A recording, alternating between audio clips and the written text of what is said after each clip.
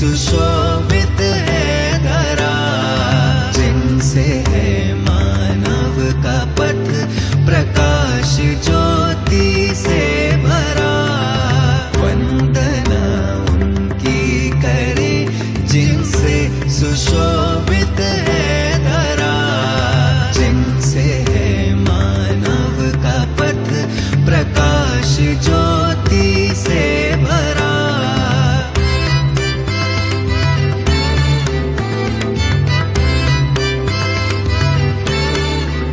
जिनसे दिशा हमको मिली नित मानवीय मार्ग की, पथ मिला निश्चित हमें थी कामना जिस मार्ग की। कृतज्ञता से सौम्यता की नित्य आई निरंतरा, जिनसे है मानव का पथ प्रकाश ज्योति से भरा। वंदना उनकी करे जिनसे सुशोभित है धरा।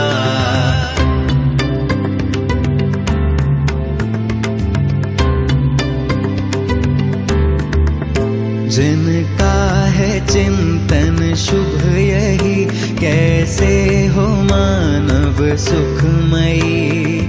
प्रेरणा से जिनकी है मानव का जीवन सुखमयी। श्रद्धा समर्पित जिनसे आए मानवीय परंपरा, जिनसे है मानव का पथ प्रकाश ज्योति से भरा।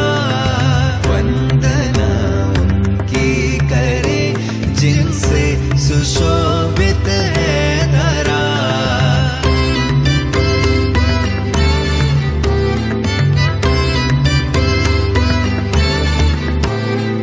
सबके सुख की कामना ले रहती जिनकी कल्पना, निकली जिनसे मानवीय पथ हेतु निश्चित योजना।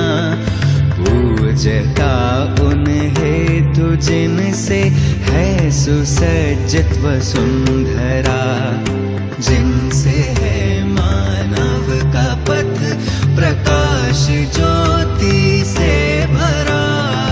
वंदना उनकी करे जिनसे सुशोभित है धरा।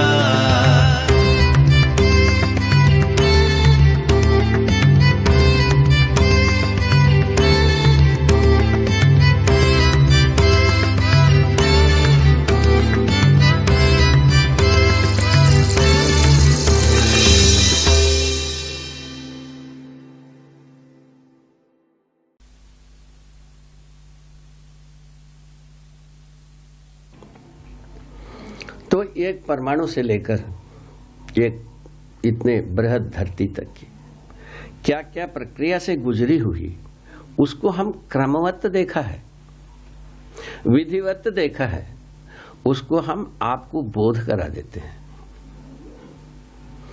यह स्थिति मुझ में स्थापित हुई। इसी के साथ परमाणुओं के कतार में ही एक परमाणु को ऐसा देखा, जीवन को देखा। वो जीवन परमाणु मुझ में, आप में, आज पैदा हुआ एक आदमी में, शरीर छोड़ा हुआ जीवन में के स्थिति में ये सब सामान्य रहते हैं। शरीर को छोड़ करके भी जीवन रहता है और शरीर के साथ भी रहता है। शरीर के साथ क्यों रहता है उसको पूछा जाए तो आगे प्रसंगवश मैं बताऊंगा। इतने इस जगह में हम देखा कि शरीर के माध्यम से जीवन अपने को प्रमाणित करना चाहता है। इतने ही सूत्र है इसका। इस जीवन क्या प्रमाणित करना चाहता है भाई? उसका उत्तर यह मिला, जीवन पहले जीना चाहता है, उसके बाद तो जीने के साथ साथ सुखी होना चाहता है, सुखी होने के साथ साथ प्रमाणित होना चाहता है। ये तीन स्थितियां हैं। उसमें से जो पहला स्थिति है, जीना चाहते हैं, वो जीव कोटि में ही पूरा हो जाता है। जैसा है जो सुखी होना चाहते हैं और प्रमाणित करना चाहते हैं, ये मानव कोटि में ही पूरा होता है और कहीं पूरा होता नहीं है। इसको मैंने भले प्रकार से देखा, ये बहुत संतुष्टि की जगह मुझको मिली। उसके बाद उसी के चलते सुखी होने के लिए जो सूत्र रहा, व्यवस्था में जीना, ये भी देख लिया। ये जितने भी जड़ संसार है, जिसको हम आज कहते हैं पदार्थावस्था, प्राणावस्था, जितने भी ये खनिज व संसार है, उसका ठोस तरल विरल स्वरूप है, और जितने भी प्राण कोशाओं से बनी हुई रचनाएं हैं, जिसके मूल में बहुत सारे रस रसायनों का अनुभव हुआ है मानव जाति को, और भी जो करना है करते रहेंगे। तो इससे रचित सभी वस्तुओं का जो संयोग से ही कुल मिलाकर के शरीर रचना की बात देखी। भौतिक रासायनिक वस्तुओं से ही ये जीव शरीर भी बनता है, मनुष्य शरीर भी बनता है। तो इन शरीर में जो अंतर मैंने देखा, जीव शरीर मनुष्य शरीर की, वो ये है कि मनुष्य शरीर रचना में ही मेधस तंत्र समृद्ध हो पाता है। समृद्ध होने का मतलब यह है जीवन बहुमुखी विधि से अपने को प्रमाणित करने योग्य मेधस तंत्र बना रहता है। इसको मैंने सटीक देखा है, इसमें कोई कोना मुझसे बच कर के तो नहीं रहा है। यह सब देखने के बाद मुझको ऐसा लगा जीव कोटि बिल्कुल अपने में व्याख्यायित है, अपने में परिभाषित है, अपने में व्यवस्थित है। वैसे ही मानव भी अपने में परिभाषित है और व्याख्यायित है, और इस ढंग से जीने पर आदमी को सुखी होना बन जाता है। ये भी हमको पता लगा। इसी के साथ साथ वो भी उत्तर मिल गई, वाक्य में मोक्ष क्या है, बंधन क्या है। जिस बात के लिए हम चले थे उसका उत्तर इसी जगह में मिल गए। कैसे मिल गए भाई? जीवन जो है स्वयं मनुष्य जो है ना, क्या प्रमाणित करना है? पहले बताया, सुख को प्रमाणित करना है। ठीक है, सुख को प्रमाणित करने की जगह में वो क्या होना पड़ता है? समझदार होना पड़ता है। मनुष्य समझ करके वो व्यवस्था को प्रमाणित करेगा और सुख को प्रमाणित करेगा, दूसरे विधि से कर नहीं पाएगा। मैं स्वयं साधना करता रहा, सब लोग करते भी रहे, बड़ा नियम संयमी, बड़ा सटीक रहता है आदमी, सब उमड़ करके हमको देखने आते थे। तो किंतु मैं गवाही कर रहा हूं, हम कोई भी, हमारा मानसिकता में कोई संयम नहीं रहा जब तक हम समाधिस्थ नहीं हुए। तब तक मुझ में कोई संयम नहीं रहा मानसिक रूप में।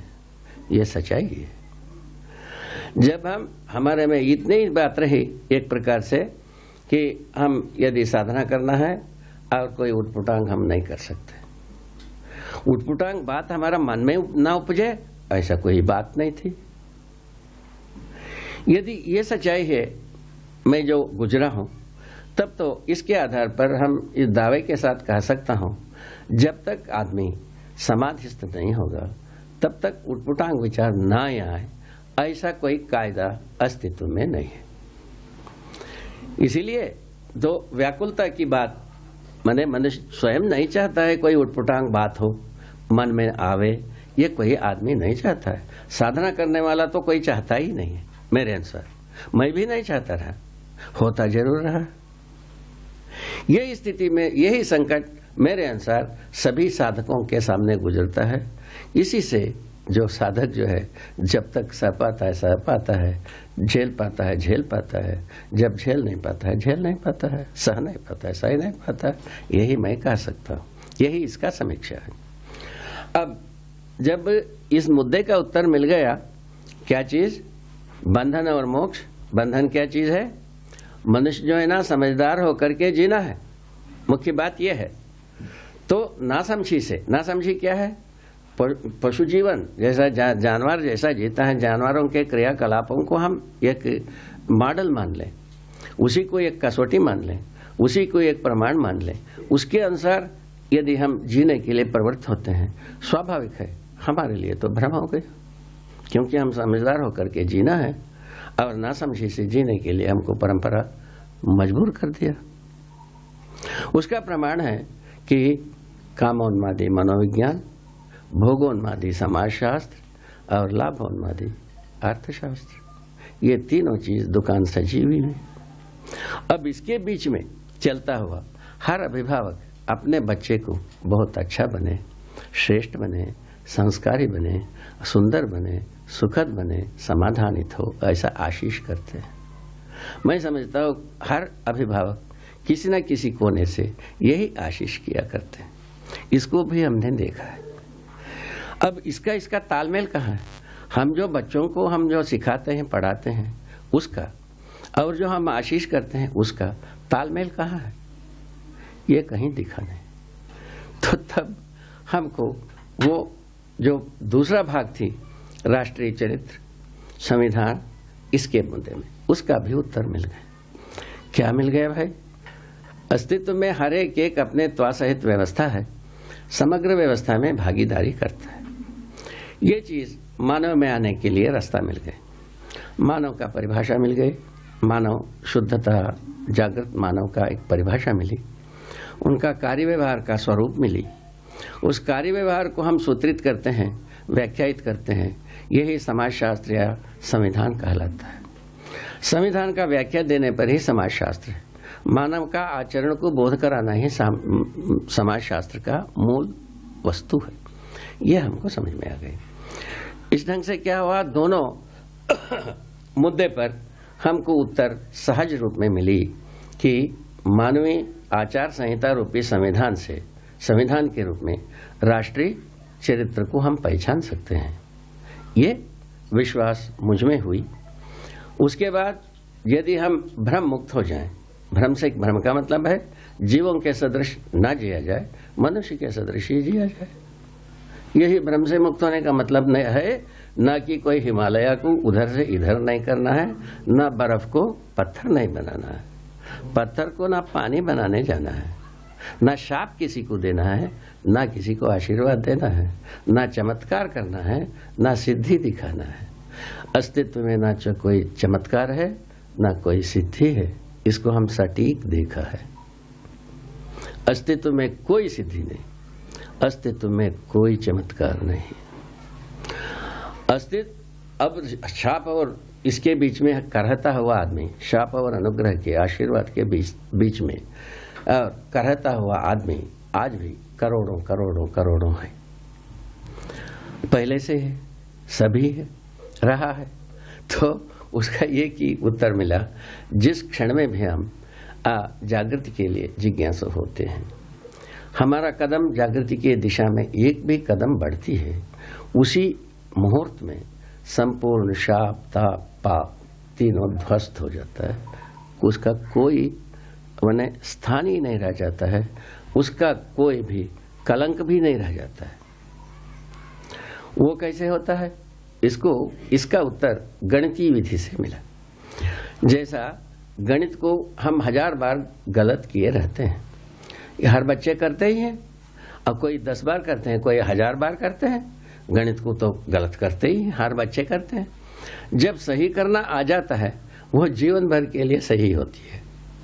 गलत करना रहता है, वो एक बार जैसा गलती करते हैं, दोबारा वो गलती करते ही नहीं, दूसरे ही करते हैं। उसको भी प्रमाण रूप में हम देख सकते हैं। 1 करोड़ बच्चों के लिए एक गणित का प्रश्न दिया जाए, उत्तर देते हैं तो 1 होता है, गलत होते हैं तो करोड़े होता है, और भी ज्यादा हो सकता है। ऐसा बना रहता है। इसको हर सामान्य व्यक्ति भी इसको सर्वे कर सकते हैं। इस ढंग से हम और एक सूत्र पा गए, हम मानव सही में एक हैं, गलती में अनेक। कितना छोटी सी बात है। इसको तो हर व्यक्ति पाई जा सकता था महाराज, वो किए नहीं, उस वक्त परिश्रम नहीं किए। कैसा परिश्रम नहीं किए, उसका आगे भूमि में आता है। ये जब अस्तित्व को देखा, महिमा संपन्न एक सूत्र हमको मिली। क्या मिली भाई? अस्तित्व में 2 ही प्रजाति की वस्तु है, एक एक के रूप में हम गिन सकते हैं। एक ऐसा बहुत बड़ा राशि है, दूसरा सर्वत्र एक सा फैला हुआ एक वस्तु है, इसको हर व्यक्ति एक क्षण में समझ सकता है। ये वस्तु एक वस्तु के अंदर घुला हुआ, डूबा हुआ, घिरा हुआ, भिगा हुआ देखा गया। एक एक के रूप में जितने भी वस्तु है, इसका नाम प्रकृति कहा जा सकता है, या और कोई नाम रख ले, क्या बुरा है इसमें, कोई भी नाम रख ले। रख करके बस देखने पर ये एक एक के रूप में जितने भी हैं जड़ चैतन्य वस्तु का मतलब जीव कोटि, मनुष्य कोटि, ये दोनों मिलकर के चैतन्य कोटि। और जो जड़ कोटि का मतलब पदार्थावस्था, प्राणावस्था, जो प्राणकोशाओं से बनने बिगड़ने वाली संसार और जितने भी खनिज पदार्थों से जो संगठित विघटित होने वाले पदार्थ, ये सब पदार्थावस्था में है। ऐसे वस्तुएं जितने भी हैं, ये इन सभी वस्तुएं व्यापक वस्तु में भिगाई है, घुलाई है, मैंने डुबाई है और घिराई है। इसको हम सटीकता से देखा, पता लगा अस्तित्व जो है ना तो व्यापक वस्तु से एक एक वस्तु अलग होने की व्यवस्था ही नहीं है। अस्तित्व में ऐसा कोई प्रावधान ही नहीं है। अस्तित्व में जो प्रावधान नहीं है वो आदमी पैदा कर नहीं सकता। अस्तित्व में जो कुछ भी प्रावधान है उपयोगिता को छोड़कर दुरुपयोगिता की ओर करता है, कुछ भी उपलब्धि करते हैं हम। जैसा युद्ध के लिए हमने बहुत सारा चीज प्रयोग किया, इसमें सिवाय ये धरती को बर्बाद करने के अलावा या मानव को बर्बाद करने के अलावा दूसरा कुछ हम कर नहीं पाए। शायद है ये चीज सारा विज्ञानियों को भी धीरे धीरे समझ में आ रहा है। वो थोड़ा सा देरी से समझ में आ रहा है, जल्दी समझ में आता शायद है, और भी अपन समृद्ध हो सकते थे और सुखी होने की रास्ता और भी अपने को मजबूत हो सकते थे। इस मुद्दे पर हमारा सोचना यह है आज की स्थिति में। तो ये सब घाट के बाद ही समुद्र आता है, अनेक घाट के बाद एक नदी में घाट आता है, अनेक घाट के बाद एक समुद्र आता है। इसको मैंने पहचाना। शायद है नियति यही रहा हो। पहले रहस्यमय मैंने आदर्शवाद के बीच में आदमी को आना पड़ा, स्वीकारना पड़ा, उससे जो राहत मिला वो राहत मनुष्य को पर्याप्त नहीं हुआ, पुनः भौतिकवाद के शिकंजे में आ गए। उसमें जो राहत मिला वो राहत पर्याप्त नहीं हुआ। ये आज की दर्द की बात है और कोई बात नहीं। और ये दोनों जगह में से हम नहीं पाए, स्वाभाविक है तीसरे सीढ़ी की जरूरत है। ये तो सभी गणितज्ञों को भी पता लगता है, सामान्य व्यक्ति को भी पता लगता है। इस ढंग से जो उत्तर पाए बंधन और मोक्ष का उत्तर ये बना, आदमी समझदार होता है तो बंधन से मुक्ति पाया। यहां आ गए हम। और समझदार हो कैसा, उसके लिए जब देखी हुई बात को यदि हम देखा, मुझ में क्या भ्रम है, कोई बंधन है, मुझ में मैं शोध किया, मुझ में मैं जांचा, तब पता लगा कि हमारे पास कोई बंधन का कारण कुछ भी नहीं दिखता। तो यही स्थिति सब में क्यों न पैदा किया जाए। सब में पैदा करने पर कैसा लगेगा। तब ये पहले जैसा आपको सुनाया, भूमि स्वर्ग हो जाएगी, मनुष्य देवता हो जाएंगे, सभी धर्म सफल हो जाएगा, नित्य शुभ ही शुभ होगा, परंपरा के रूप में ही नित्य शुभ होगा। इस जगह में हम पहुंचे। इसमें हम अपने को फिर जांचने लगे, क्या हम ये सब संप्रेषित कर पाएंगे, संप्रेषित करना संभव है या संप्रेषणा लोगों के लिए जरूरत है। ये सब उसके बाद शुरू हुई। तो मुख्य मुद्दा, मुख्य घाट, और जो मैं अपने में आश्वस्त हुआ, तो एक तरफ राज्य संविधान में मानवीय आचरण रूपी, मानवीय आचार संहिता रूपी चीज को समावेश कर सकते हैं, जिससे मानवीय राष्ट्रीय चरित्र प्रमाणित होगी। एक तो इस जगह में हम निश्चिंत हो, मैं स्वयं पारंगत हूं और प्रमाण भी हूं। तीनों चीज हमारे पास अधिकार में है। ठीक है। दूसरे ओर समझदारी, अस्तित्व समझ में आ जाए, मुझको समझ में आया है, आपको समझा देंगे। और जीवन समझ में आ जाए, मुझको समझ में आया है और आपको समझा देंगे। मानवीयता पूर्णाचरण मुझको समझ में आया है, आपको समझा देंगे। ये तीनों तथ्य यदि समझ में आता है, हम मने समझदार हुए। समझदार होने पर क्या हो गया भाई? समझदार होने से बंधन से मुक्त हो गए। क्या बंधन? भ्रम रूपी बंधन से मुक्त हुए। पहले बुजुर्गों ने हमको क्या बताया? आवागमन से मुक्ति होगी। आवागमन से कोई ताल्लुकात नहीं है, ना कोई गया है ना कोई आएगा। जो है सब कोई अस्तित्व में है। मरने की बाद भी जीवन अस्तित्व में है और जीते समय में, शरीर को चलाते समय में भी जीवन है। और ये कोयला वो खाक होने की बाद भी वो रहता ही है विभिन्न स्वरूपों में। ये लोहा को टुकड़ा टुकड़ा बुरादा बनाने के बाद भी लोहा अपने स्वरूप में रहता ही है, या विभिन्न स्वरूप में बट करके रहता है। ये भौतिक रसायनज्ञ इस बात को समझे भी होंगे। समझे नहीं होंगे तो मजबूरी समझेंगे। ये तो समझने के लिए सबको ही तो मजबूर है, समझना ही पड़ेगा। इस ढंग से समझदारी समझ में आता है। मूलतः वस्तु का नाश नहीं होता है, ये मुझको पूरा समझ में आया है। उसी आधार पर मैं ये मंगल कामना की है कि भूमि यदि स्वस्थ रहेगी, मानव जागृत परंपरा के रूप में जी सकता है। यही स्वर्ग होने, नित्य मंगल होने का आधार है। इस विधि से मैं जो मंगल कामना मुझ में, मेरे मन में उपजी, उसके समर्थन में पूरा अस्तित्व, जीवन और मानवीयतापूर्ण आचरण, ये 3 प्रधान मुद्दा है। इससे बड़ी उपकार यह होगी, धरती को बिना घायल किए, पेट फाड़े, धरती को बर्बाद किए बिना मानव इस धरती पर चिरकाल तक इस धरती पर रह सकता है। उसका भी विधि इसी समझदारी से आती है। ये तो बात बहुत सुस्पष्ट है। आज तक की बीती गुजरी इतिहास से कुछ भी घटनाएं घटित किया है मानव ने अप्रत्याशित, वो सारे घटनाएं नासमझी से ही घटित हुई है और किसी कारण से घटित नहीं हुई।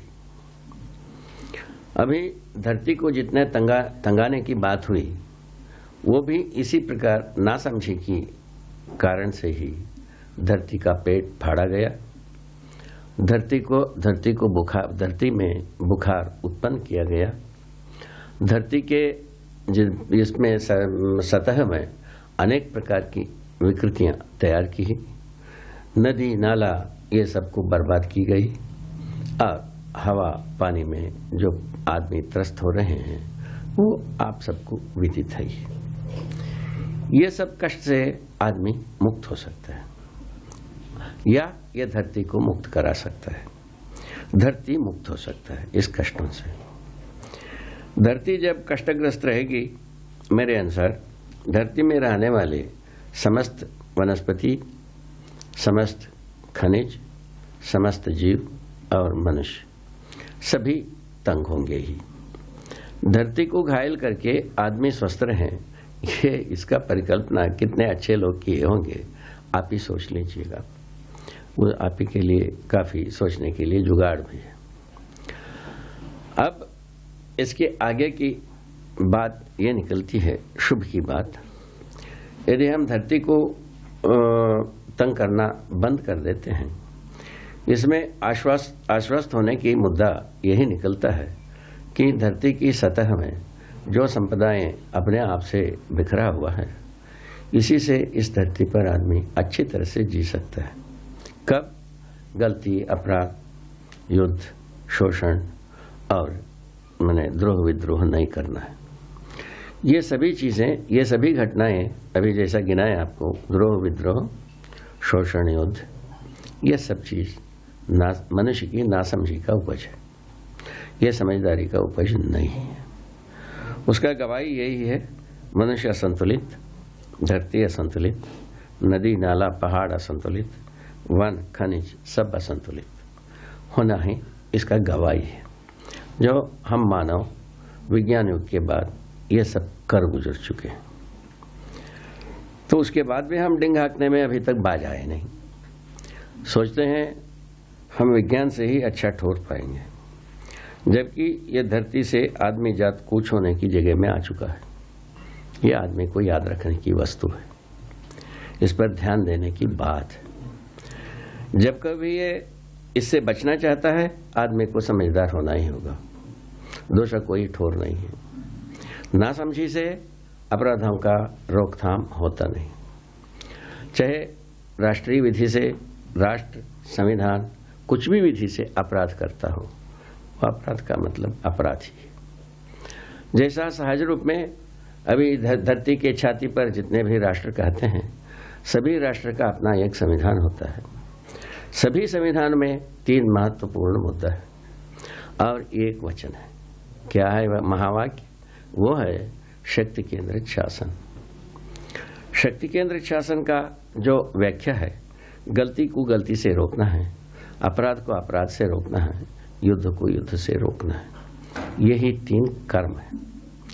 इन तीनों कर्म में कहीं भी ऐसा नहीं दिखता है हम अपराध से मुक्ति पा गए या गलती से मुक्ति पा गए या युद्ध से मुक्ति पा गए। ये तीनों चीज अपने आप में हर दिन, हर मास, हर वर्ष, हर शताब्दी और मजबूत होती जाती है। युद्ध की मजबूती, अपराधों की विफलता, गलतियों की कतार, यही इतिहास में भरी हुई है, पन्ने रंगे हुए हैं। ये गवाही है। इन गवाहियों के साथ यदि हम इसका समाधान खोजते हैं, इसके मूल में इन सभी इस परिस्थितियों को बनाने वाला केवल आदमी ही है। ना तो पत्थर बनाया है, ना जीव बनाया है, ना वनस्पति बनाया है। केवल आदमी ही ये 3 प्रकार की जो कर्म शुरू किया, वो उस कर्म को आदमी ने ही शुरू किया। और महत्वपूर्ण बात ये भी है, तो धर्म संविधान, संपूर्ण धरती की जितने भी धर्म संविधान हैं, इसमें यह मानी गई है आदमी जो है मूलतः पापी, अज्ञानी, स्वार्थी होता है, जबकि वास्तविकता इससे भिन्न होती है। तो पापी को तारने के लिए और अज्ञानी को ज्ञानी बनाने के लिए और स्वार्थी को परमार्थी बनाने के लिए सभी धर्म संविधान अपने अपने ढंग की युक्तियां और चरित्र, कर्तव्य, दायित्व, कुछ भी कर्मकांड, कुछ भी बनाया है। यह भी एक बहुत ही स्पष्ट तथ्य है। गुजरी बीती हुई जो परिणाम है, तो अभी तक कोई अज्ञानी ज्ञानी हो गया, ये मानव जाति ने किसी को पहचाना नहीं है। और स्वार्थी परमार्थी हो गया, ये भी हमको प्रमाण नहीं मिला। और अज्ञानी ज्ञानी हो गया, ये भी नहीं हुआ। और पापी पाप से मुक्त हो गया, ये भी नहीं मिला। मैं आपको इसके पहले कुछ बताया था। समाधि समय पर्यंत तक साधना है। साधना काल में मनुष्य में वैचारिक उद्दोलित होना, वैचारिक रूप में पूर्णतः समाधानित होना बना ही नहीं रहता। क्योंकि समस्या की पीड़ा से तो पीड़ित होकर के समाधि की ओर दौड़ता है।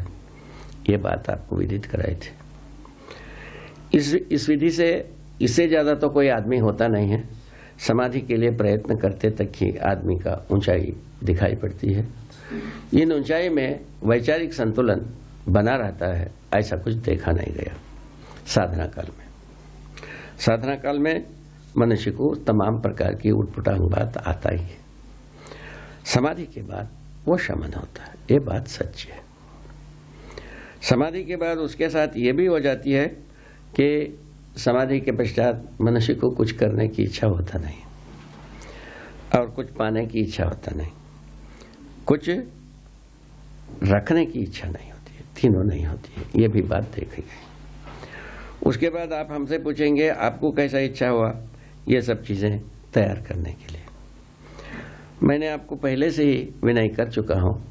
जो मैं जब सोचा वाकई में मुझको समाधि हुआ कि नहीं हुआ है, जब क्योंकि हम मुक्ति के लिए तो हम शुरू किए ही नहीं थे और स्वर्ग जाने के लिए हमारा कोई इच्छा नहीं रहा, तो हम केवल हमारा प्रश्नों का उत्तर पाने के लिए दौड़े थे, वो मिला नहीं। उस स्थिति में मैं अब समाधि हुआ नहीं हुआ इस बात को परिशीलन करने के लिए शुरुआत किया वो परिशीलन विधि में ये सब चीज सौभाग्य, मानव के पुण्यवश, मानव के भविष्यवश, मानव के माने सर्व शुभवश, सर्व कल्याणवश ये बात निकल के आ गई। ये किताबों से नहीं निकला है, ये बात सच्चाई है। किसी बुजुर्गों ने हमको यदि मार्गदर्शन किया है, आप पुरुषों ने, वो इतने ही हैं। समाधि से ही ये सब का उत्तर मिलेगा। समाधि मुझको हुआ नहीं हुआ, इसी को प्रमाणित करने के लिए हमने संयम किया। संयम के बलबूते पर ये तमाम बातें निकल गई जो आपके पास तक पहुंचाने के लिए योग सुयोग बन गया। ये क्यों बना पूछने पर यही मिलता है, ये पहले भी बताया था, ये तरंगवत है सारा समझदारी मानव का। पहले जंगल युग में और शिला युग में, धातु युग में जैसा ही जिया, ये सब इतिहास में लिखी हुई है। जैसा ही राजयुग आया, कपिला युग, ग्राम युग से राजयुग जैसे ही आया, तो काफी लोगों ने राहत पाया, राजा जान माल का रक्षा करेगा, जबकि वो चीज अभी तक हुआ नहीं। जान माल की रक्षा हुआ नहीं है, अमन चैन तो बहुत दूर है। ये दो बात को सोचा गया था, ना तो अमन चैन के बारे में हम आश्वस्त हुए हैं, नहीं ये जो जान माल की रक्षा होती है इसमें भी हम आत्मनिर्भर नहीं हुए। तो हर परिवार, हर समुदाय इसी बात के लिए चिंतित रहता है, कैसे जान माल का रक्षा किया जाए और अमन चैन से जिया कैसा जाए। इसको अभी तक की समुदाय तक ही मनुष्य सोच पा रहा है। ये स्थिति सबको विदित है। इन तथ्यों को हम ध्यान में रखने पर पता लगता है, ये जो आदर्शवादी सीढ़ी लगी, जिससे लोगों को जो कुछ भी राहत मिली तत्काल, और जो वो राहत कुछ काल के बाद पर्याप्त नहीं हुई, यह पुनर्स्मरण दिला रहे हैं।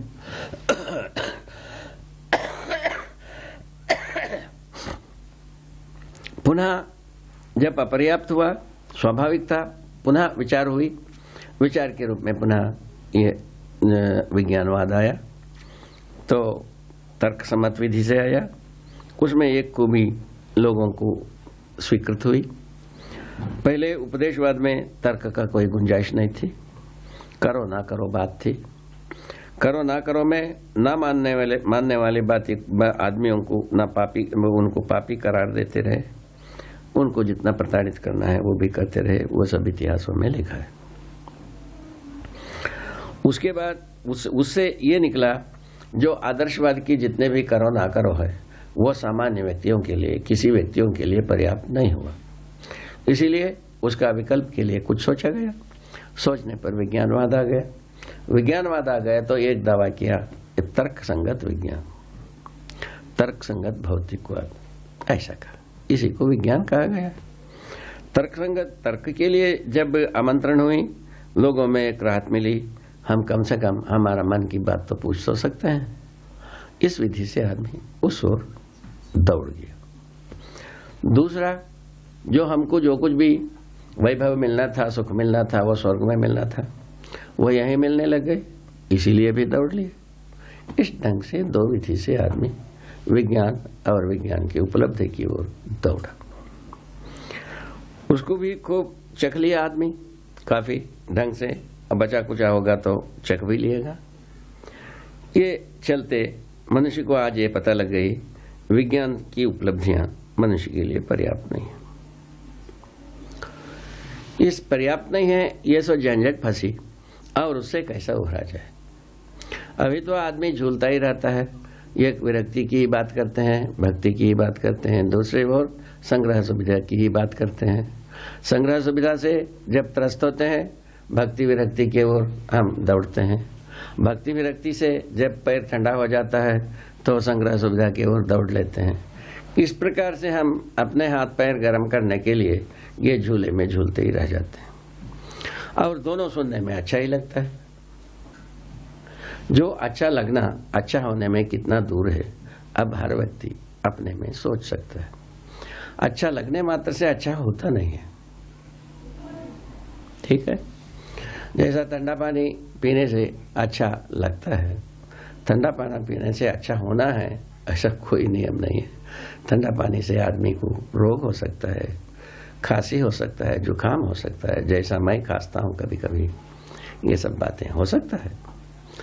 तो उसके बावजूद भी आदमी को ठंडा पानी अच्छा लगता है, किसी किसी को ठंडा पानी अच्छा लगवे नहीं करता है। अब क्या करें?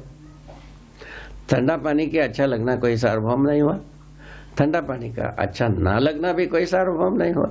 दोनों स्थितियों में पानी के आधार पर अच्छा हो गया, ये निर्धारण करना, निश्चय करना और उसके ऊपर आदमी को भरोसा दिलाना, ये कभी बनने वाला नहीं है।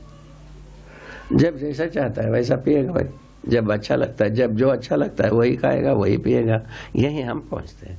इस ढंग से हम एक अस्थिरता, अनिश्चयता की ओर चले जाते हैं। विज्ञानवादियों ने इस बात को अपनाया है। तो केवल खाना पीना ही नहीं भाई, जो कुछ भी आप देखते हो सब अनिश्चय, अस्थिर है, वो ऐसा बताने के लिए अपना तर्क जोड़े, उसी की पुष्टि के लिए सब कुछ किया। अंततोगत्वा त्राण प्राण, विज्ञान का त्राण प्राण मनुष्य को एक यंत्र के रूप में व्याख्यात करने की कोशिश की, वो अभी तक सफल नहीं हो पाया। वही विज्ञानी जिसको यंत्र के रूप में व्याख्यात करता है, वो स्वयं उससे संतुष्ट रहता नहीं है, तो बाकी लोगों को व्याख्यात करके बताना ही चाहते हैं। ये आज की एक बहुत बड़ी भारी मुद्दा मानी जाती है। मनुष्य को यांत्रिक विधि को बिल्कुल पूरा समझना चाहिए, तो तभी आदमी जो है व्यवहार में स्पीड, विचार में स्पीड, कार्यों में स्पीड, सब में पा पाता है, ऐसा सोचते हैं। जब भी आदमी उस सीमा में आता नहीं, तो संवेदनशीलता, यांत्रिकता, इन दोनों के पक्ष में से विज्ञान के अनुसार यांत्रिकता सटीक है। इसको आदमी समझ सकता है, झेल सकता है। संवेदनशीलता को ना समझ सकता है, झेल नहीं सकता है। जो आदर्शवादियों ने संवेदनशीलता की वकालत की थी, वकालत करते हुए में भी वो जो दूरियां थी, जो वो समझ सकता है, ये समझ नहीं सकता है, ये झंझट थी, वो बरकरार रहे। इसीलिए एक के बाद एक समस्याएं जकड़ते गए। हम समस्याओं के कगार में ही, माने कतार में ही पैदा होते हैं, समुद्र में ही शरीर यात्रा शुरू करते हैं, वही समस्या के सागर में ही पुनः शरीर यात्रा को समाप्त करते हैं। कुल मिलाकर के इस ढंग से हमारा स्थिति बनी। अभी जो मानव जाति के, मानव कुल के सम्मुख मैं जो एक प्रस्ताव रख रहा हूं, ये मानव कुल का ही पुण्य है, ऐसा पहला मेरा स्वीकृति है। हमारा व्यक्तिगत रूप में हम जो कुछ भी परिश्रम किए, उसका हम मूल्यांकन करता हूं, वो इतने बड़े फल के योग्य नहीं है। हम जितना परिश्रम किया, वो परिश्रम का यदि नापदंड तय किया जाए, मैं अपने में तो करता ही हूं, जितना परिश्रम किया उतने में जो हम फल पा गए, वो फल जो है इतना फल के योग्य नहीं है, इतना बड़ा फल के योग्य नहीं है। जैसा उसका एक अलंकारिक रूप में एक वैसे ही एक सोचने की बात है। तो एक बिही का झाड़ हो, एक जामुन का झाड़ हो, एक और कोई छोटे छोटे फल फलने वाली बात हो, अथवा नारियल का झाड़ हो, तो उस झाड़ में, एक झाड़ में यदि 1000 टन की एक फल फल जाए, वो झाड़े नहीं रहेगा। वो तो असंभव सा लगता है। तो एक झाड़ के लिए ये उपयुक्त है ही नहीं, ऐसा लगता है। उसी भांति बिही में एक बिही का झाड़ हो, 1 टन की एक बिही फल जाए, वो तो झाड़े टूट करके बराबर ना हो जाएगा, ऐसा देखा जा सकता है। कल्पना ऐसे ही दौड़ता है। उसी भांति हमारा भी साथ ऐसे ही एक घटना है। हमारा परिश्रम से अधिक बात, ये परिश्रम से अधिक बात को कौन दोहराता है भाई? ये बात इसमें मुख्य है। तो मनुष्य में जो परिश्रम से अधिक फल को कौन दोहराता है, ये बात आता है। उसको हम सटीक देखा है। जीवन उभारता है, जीवन ऐसे फल को लेकर चलने में समर्थ है। कैसे? जीवन को हम अक्षय बल, अक्षय शक्ति के रूप में देखा है। आपको अभी अध्ययन कराते हैं, आपको समझाते हैं, आप जिज्ञासु हो तो आप समझ भी सकते हैं, ये भी सच्चाई है। आपको जरूरत नहीं पड़ा है, आप समझेंगे नहीं, ये भी सच्चाई है। आपको जरूरत हो गई है, आप समझेंगे। मेरा विश्वास है आपको जरूरत है, यहां हम आते हैं। इसका मतलब यह समझा, जीवन एक ऐसा वस्तु है जो कि शरीर से जो कुछ भी काम करता है, शरीर की आवश्यकता से अधिक हो ही जाता है। यह सहज प्रक्रिया है। इन सहज प्रक्रिया को भी देखा हूं, इसी आधार पर वो जीवन को भी देखा हूं, जीवन और शरीर के संयुक्त रूप में मनुष्य को देखा हूं। अभी तक हमारे सम्मुख क्या समस्या थी? हम अध्यवसायिक विधि से जीवन बोधन कराने में असमर्थ रहे, अस्तित्व बोध कराने में असमर्थ रहे। जो कुछ भी विज्ञान ने अस्तित्व को बोध कराने गया, वो अंततोगत्वा अस्तित्व को एक अनिश्चयता की कगार में मानते हुए अपने ढंग, अपने अर्थ को, वही संघर्ष के अर्थ को जो अभी पहले बताया, कामोन्माद, भोगोन्माद और लाभोन्माद के अर्थ में संघर्ष करने के लिए, अपने हवीसों को पूरा करने के लिए वो अपना व्याख्याएं देते रहे, हम उसको स्वीकारते रहे। स्वीकार करके हम जब उसके द्वारा गुजरते हैं, वो हमारे लिए तृप्ति का आधार नहीं बना। इस ढंग से हम अंतर्विरोधी होकर के जीते रहे। अभी जो प्रस्ताव आपके सम्मुख प्रस्तुत हो रही है, इसकी एक ही बात है। क्या बात है? हमको समझना ही है, हमारा जैसा आपको भी समझना है। मैं जांचता हूं अपने में, वैसे ही आपको भी जांचना है।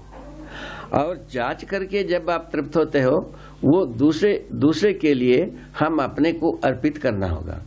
दूसरे व्यक्ति को हम समझा पाए, तब हम हमारे में, मुझ में ये विश्वास होता है कि हम समझ गए हैं। जब तक हम दूसरों को समझा नहीं पाते हैं, तब तक हम समझ गए हैं, इसका प्रमाण ही कहा है। ये एक कसौटी है। समझदार हो गए, इसका कसौटी क्या होगा भाई? वो मुझ में जो अनुभव हुई है वो ये है, समझदारी में हम सह अस्तित्व को देखा है। सह अस्तित्व में मानव अपने परिवार की आवश्यकता से अधिक उत्पादन कर समृद्धि का अनुभव कर सकता है। व्यवहार में हर मोड़ मुद्दे में मनुष्य का समझदारी समाधान के रूप में ही ध्रुवीकरण होता है। इन तीनों बातों को हमने देखा है, जिसको हम अध्ययन कराने आगे इसी का अध्ययन कराएंगे। तो इन अध्ययन क्रम में जब हमको समझदारी आती है, उसको हम प्रमाणित करने के क्रम में हम बहुत बड़ा दूर तक हम फैल जाते हैं, जबकि शरीर इतने में ही रहता है जितना लंबाई चौड़ाई रहती है। हमारा समझदारी दूर तक फैलता है। जैसा अभी आप ही हम एक कर्म कर रहे हैं, जो मानव के लिए जो एक प्रस्ताव प्रस्तुत कर रहे हैं, ये स्वयं में अपने आप से एक व्यक्ति की लंबाई चौड़ाई ऊंचाई की जगह में से बहुत दूर तक फैलने वाली चीजें है। इसी प्रकार हर मनुष्य में वो मादा है, हर मनुष्य में वो योग्यता है, वो हर मनुष्य में वो अरमान है, हर मनुष्य में ऐसा एक उत्साह जगाया जा सकता है। कैसे? समझदारी के अर्थ में। यह इस प्रस्ताव का मतलब है। इस विधि से हम यहाँ पहुंचे। विज्ञान अपने में एक सीढ़ी है, उसके पहले की सीढ़ी एक आदर्शवाद है, उसके पहले जो सीढ़ी है कलाकारी, ग्राम और कबीला, समाज, संसार है, उसके पहले जो भटकता हुआ, जो जंगल में भटकता हुआ और शिलायुग में सिर कूटता हुआ, ये एक सीढ़ी है। इस ढंग से ये सीढ़ियां लग करके हम यहाँ तक पहुंचे हैं। इस उपकार को अपने को स्वीकारना चाहिए और इसके लिए हम कृतज्ञ हों। ये दूसरा एक स्थिति में हम पहुंच गए। अब ये पृष्ठभूमि का सामान्य उपक्रम आपको बताया। मैं स्वयं उसका सार संक्षेप क्या बना, हम स्वयं परंपरा ने जो उच्च कोटि की चीज हमको प्रस्तुत की उसमें हम संतुष्ट नहीं हुए।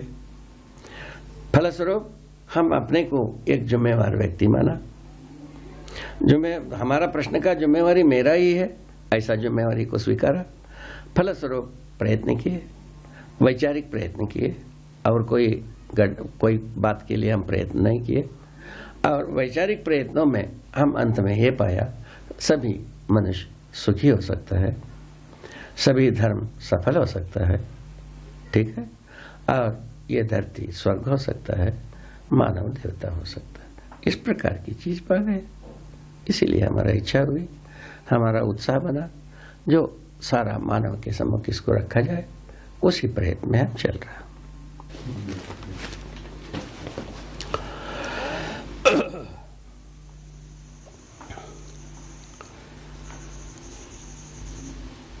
जब मैं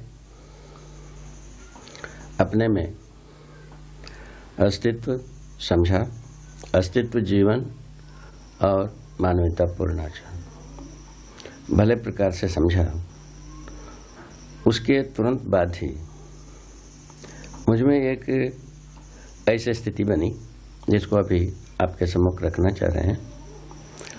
मैं अपने में विश्वास करना बन गई, अपने आप में बनी। इसमें कोई बहुत बड़ी भारी चकरडंडी किया हो अथवा बहुत प्रयास किया हो, परिश्रम किया हो, ऐसा कुछ भी नहीं। समझदारी के तुरंत बाद ही स्वयं अपने आप में विश्वास होना शुरू किया। विश्वास को हम हर आयामों में जांचना भी शुरू किया। उसी भांति श्रेष्ठता का सम्मान करना भी बन गई, जो मतलब किसी भी श्रेष्ठता है उसको मूल्यांकन करना बन गए, फलस्वरूप सम्मान करना बनता है। हम जिसको मूल्यांकन करते नहीं हैं उसको हम सम्मान कर नहीं पाएंगे। मेरे अनुसार वो एक लक्ष्मण रेखा समझ में आ गई।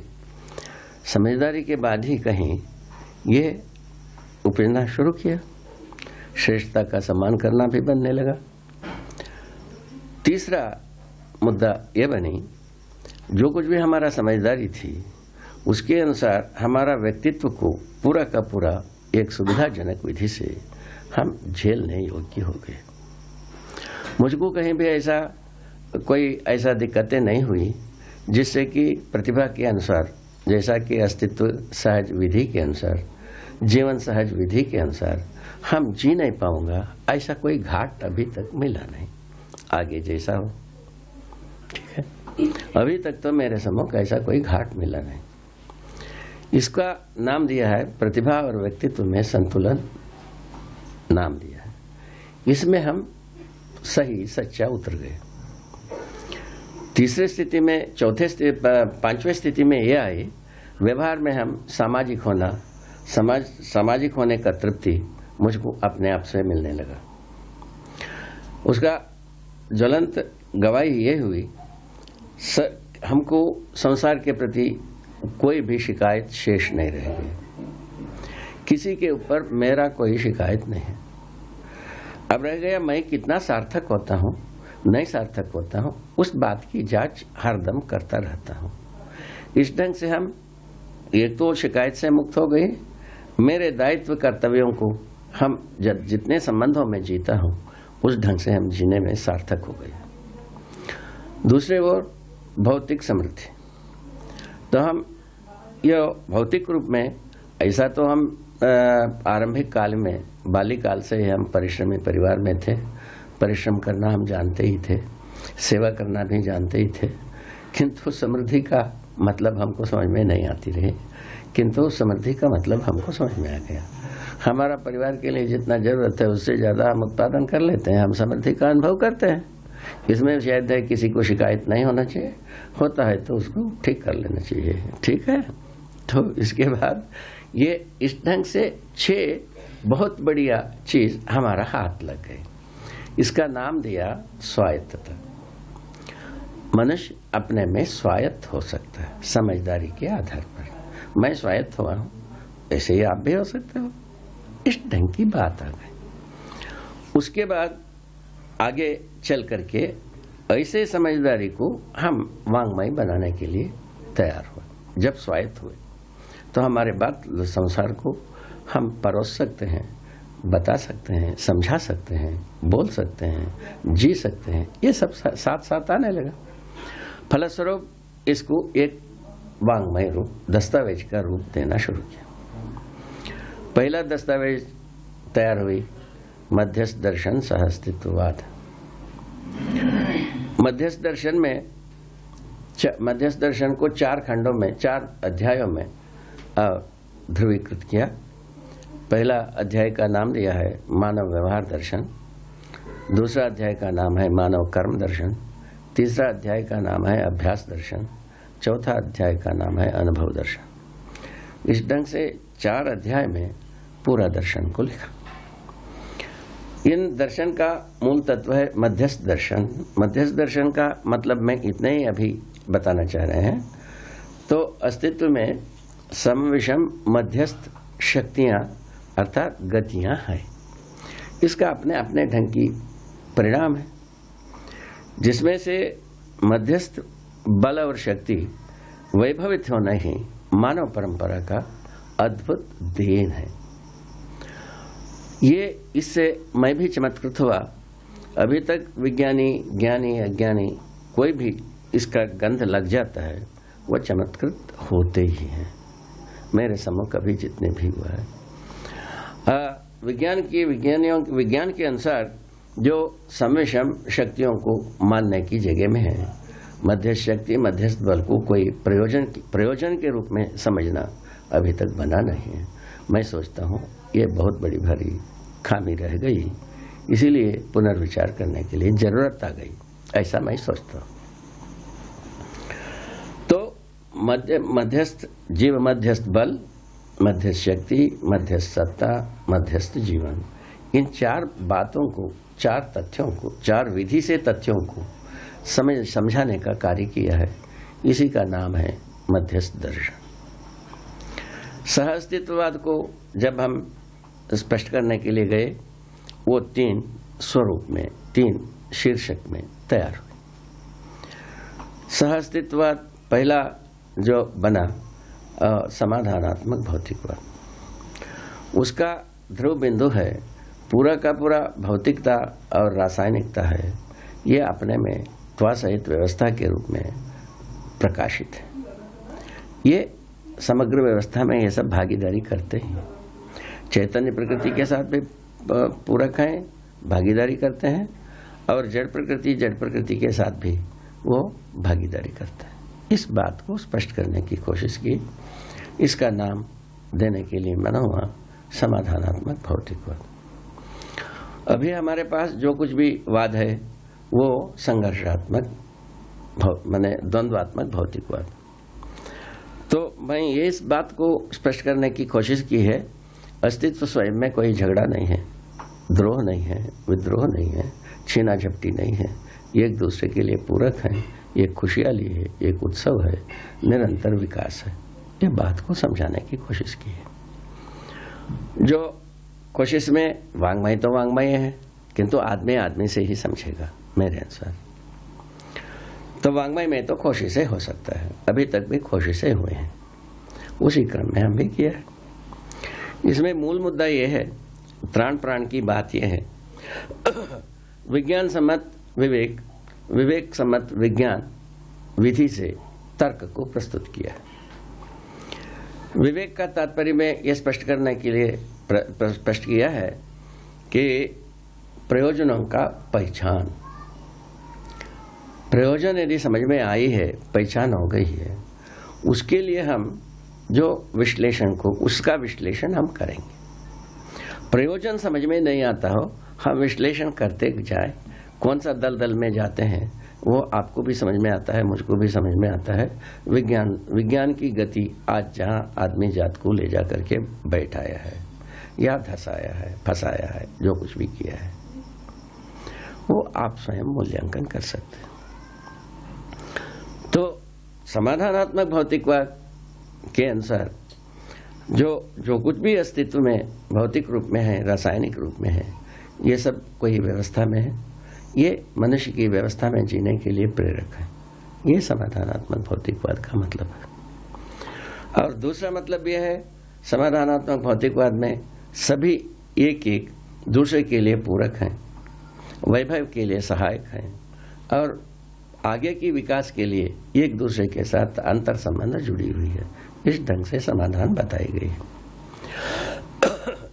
दूसरा जो एक लिखा मैंने सहअस्तित्ववाद को, दूसरा प्रबंध का नाम दिया व्यवहारात्मक जनवाद। मानव जो है अस्तित्व में व्यवहार पूर्वक ही माने संतुष्ट होने की जगह है। व्यवहार मानव मानव के साथ करता है। मानव के साथ मानव का व्यवहार अपने आप में मानवीयतापूर्ण आचरण के रूप में स्पष्ट हो जाता है और उसको स्पष्ट करने की कोशिश की बहुत अच्छी ढंग से। उसके बाद तीसरा एक प्रबंध लिखा अनुभवात्मक अध्यात्मवाद। अध्यात्म जिसको मानते रहे संसार और उसको समझाने असमर्थ रहे, और ऐसे अध्यात्म को हम आसानी से चंद क्षणों में ही समझ सकते हैं। जैसा आप हम बैठे हैं, आप हमारे बीच में जो विस्तार दिखाई पड़ती है, इसी को विस्तार और शून्य कुछ भी कहते हैं। ये विस्तार जो आप हमारे बीच में भी ऐसे ही है, ये धरती दूसरा धरती के साथ भी वैसे ही है, एक सौरव्यूह दूसरा सौरव्यूह के बीच में भी ऐसे ही है, और एक आकाशगंगा दूसरा आकाशगंगा के बीच में भी ऐसे ही है। तो ये विस्तार सब जगह में एक सा है। इतना ज्ञान होता है। ये वस्तु व्यापक है। व्यापक वस्तु में ही एक एक वस्तु भिगा डूबा घिरा हुआ है, ये हमको समझ में आ गया। व्यापक वस्तु के बारे में कोई शंका करने की जरूरत नहीं। कितना देर लगा आप हमारे बीच में, व्यापक वस्तु है ये, इसको समझने में अपने को देर नहीं लगता। इसी को हम जो इसका अनुभव सबसे पहले आदमी को होता है, उसके बाद आपका होना अनुभव होता है। यदि ये बीच में आप हमारे बीच में ये विस्तार ना हो, आपको मैं देख ही नहीं सकता, आपका अनुभव मुझको हो ही नहीं सकता, ये हो ही नहीं सकता। इसीलिए सर्वप्रथम जो कुछ भी अनुभव होता है व्यापक वस्तु ही होता है, उसके बाद एक एक वस्तु का अनुभव होता है। ये इस तथ्य को स्पष्ट करने के लिए कोशिश की है। ये अनुभवात्मक अध्यात्मवाद का मर्मस्थल ही है। इसकी जरूरत के बारे में यह प्रकाश डालने की कोशिश की है। इसमें भ्रमित होने के बाद आदमी मानव जाति अपने को पहचान नहीं सकता। अस्तित्व को समझे बिना अस्तित्व का ही एक पुर्जा के रूप में जो है मानव जाति, वो अपने को कैसा समझेगा? ये तो होना ही नहीं। इसीलिए अस्तित्व को समझना बहुत जरूरी है। वो ये व्यापक वस्तु में ही संपूर्ण एक एक वस्तु है, ये स्वयं सह अस्तित्व का गवाही हो गई। तो अस्तित्व सह अस्तित्व को हम यदि भुलावा देते हैं सिवाय संकट की और कुछ होता नहीं। ये निकल गया। इससे मूल्यांकित हुआ विगत का। अभी तक जितने भी हम द्रोह विद्रोह शोषण युद्ध किए हैं, ये सब का सब सह अस्तित्ववादी विरोधी है। सह अस्तित्व के विरोध में ही हम सब किया है। सब करने के बाद हम कैसे पाने के लिए कोशिश करें, पाने के लिए इच्छा करें, सही चीज को पाने का कोई आसरा ही नहीं रह गया। इसीलिए हमको गलत गलत ही घटनाएं सामने आता रहा। हम जैसा जब कभी भी रोते भी रहे, कभी हंसते रहे। जैसा किसी समुदाय परिवार व्यक्ति दूसरे किसी को मार डालता है, उनका परिवार वालों ने बड़ी खुश होते हैं, ये हमारा शत्रु को नाश कर दिया, बहुत खुश है। देश भी ऐसे ही सोचता है, सरकार भी ऐसे ही सोचता है। अब क्या किया जाए? ऐसे ही धर्मगति भी ऐसे ही मानता है, विधर्मी नाश हो जाए तो हम खुश हो जाएं, ऐसा वो भी सोचते हैं। अब इस ढंग से किसके शरण में जाएं भाई? धर्मगद्दी के पास जाओ तो ऐसा सोचते हैं, और राजगद्दी के बाद जाओ तो ऐसा सोचते हैं।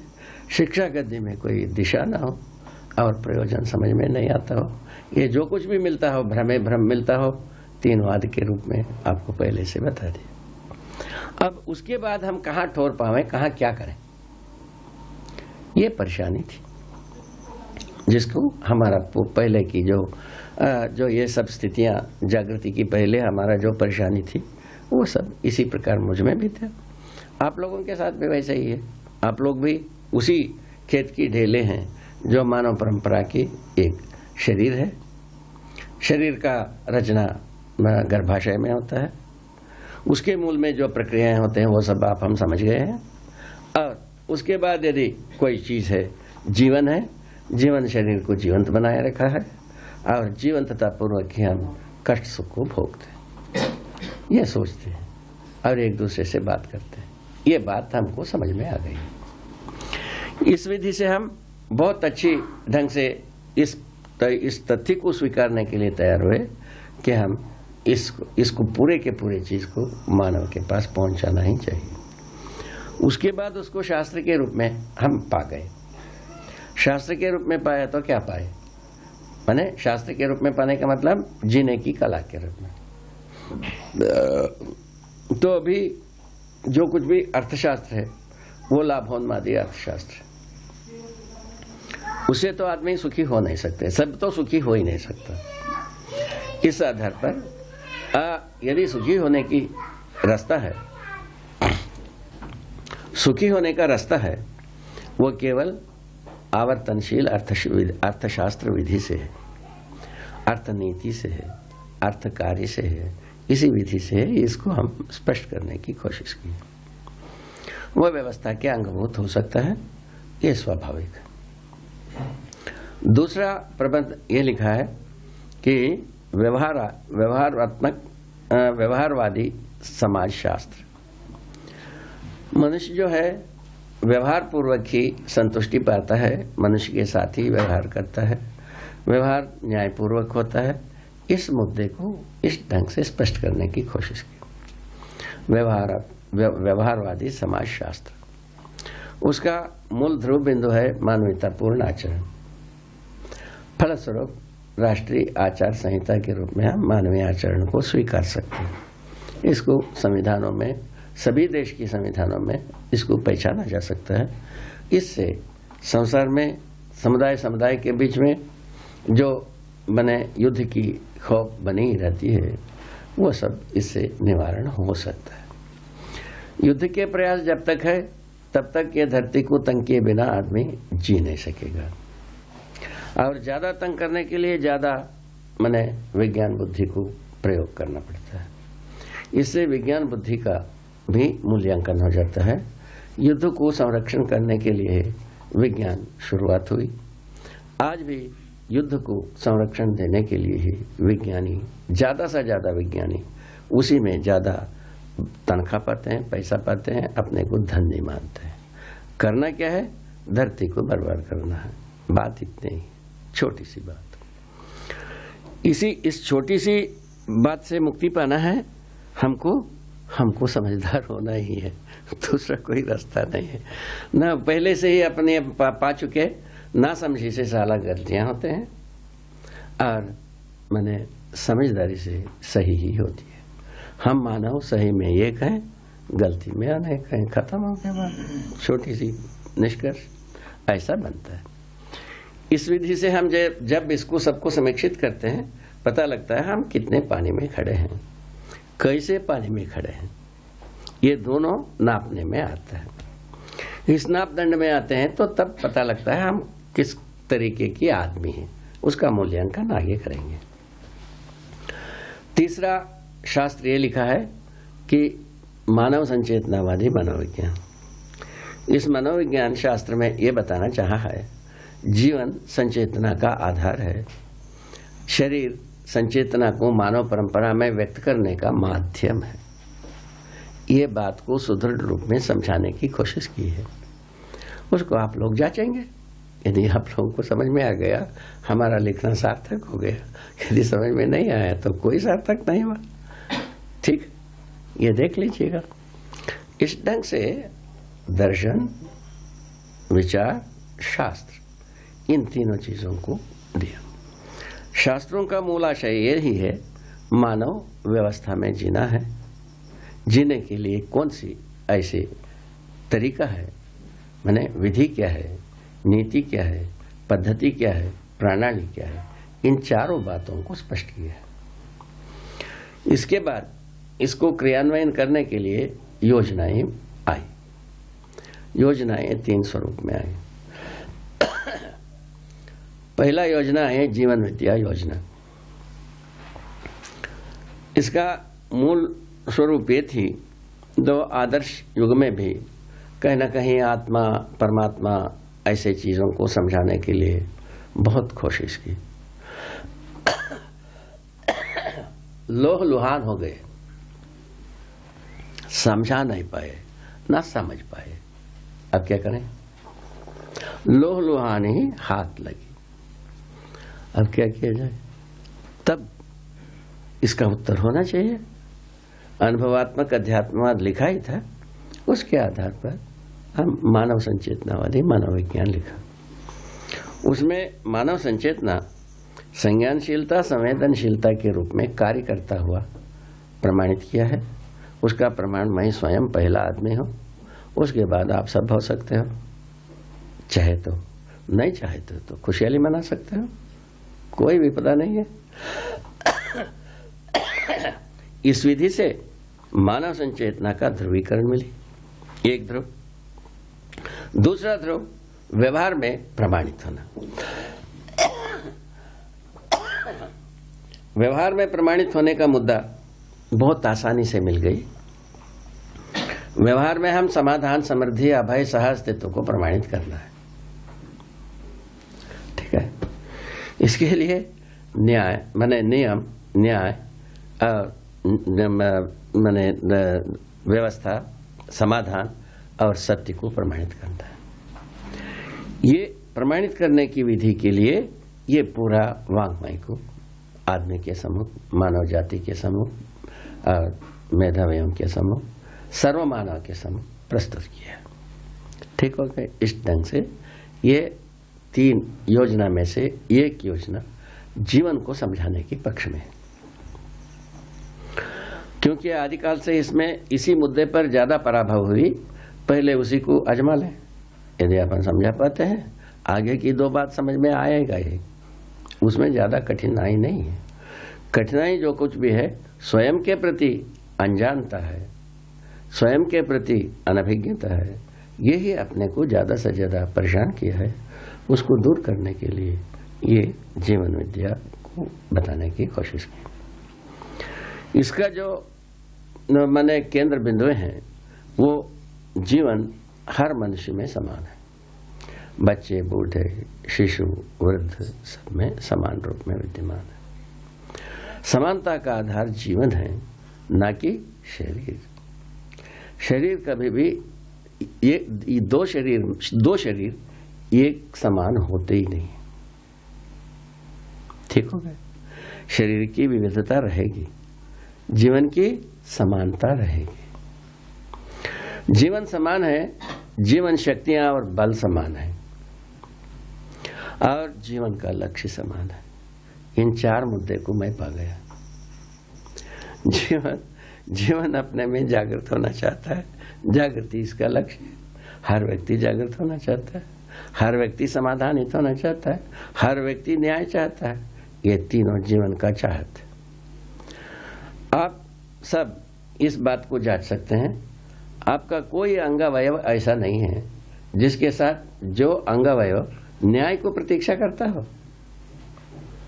आप सब जांचिए, आप ये पाएंगे कोई अंगावयव आप नहीं पाएंगे जिसमें न्याय का प्रतीक्षा हो, न्याय को चाहता हो।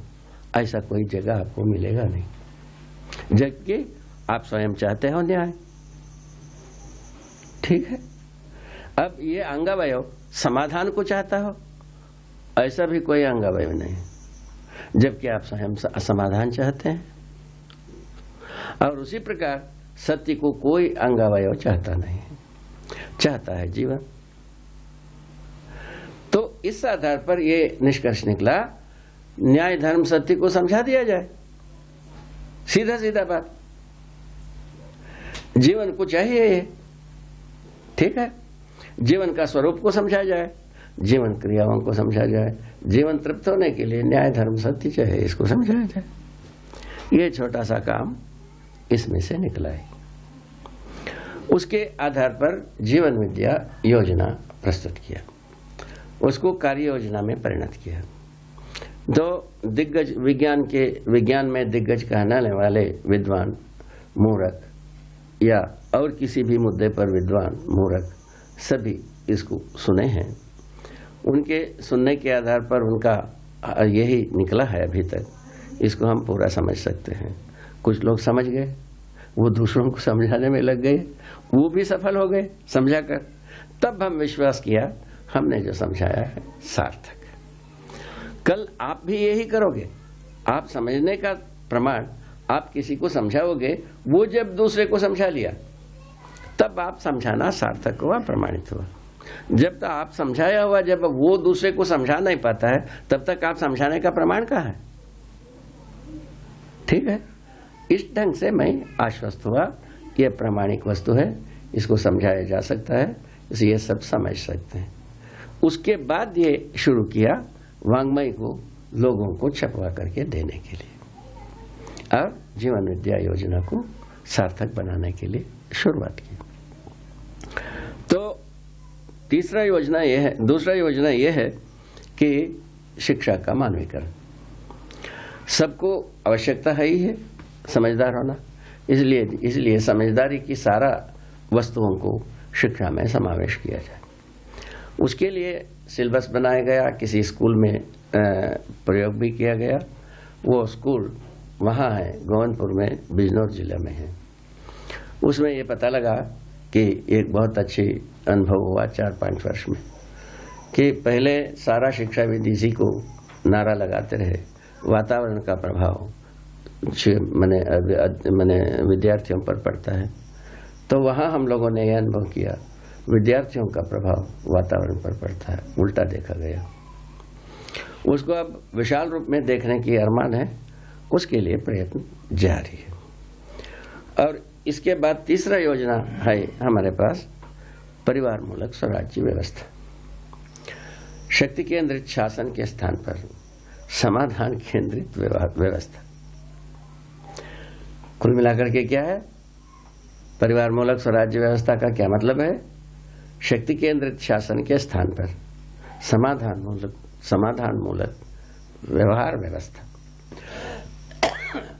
इस व्यवस्था को अध्ययन कराने की व्यवस्था मैंने काम किया है। इस ढंग से पूरा दर्शन, विचार, शास्त्र और योजनाएं इससे निष्पन्न हुई। अब इसको क्रियान्वयन करने के कार्यक्रम में है। अभी आपका सम्मुख ये जीवन विद्या क्या चीज है, जीवन क्या है, जीवन का स्वरूप क्या है, जीवन क्या माने भौतिक वस्तु है, अभौतिक वस्तु है, अभौतिक है तो वो क्या चीज है, ये सभी प्रश्न इसके ऊपर आते हैं। उसका उत्तर इस विधि से आता है।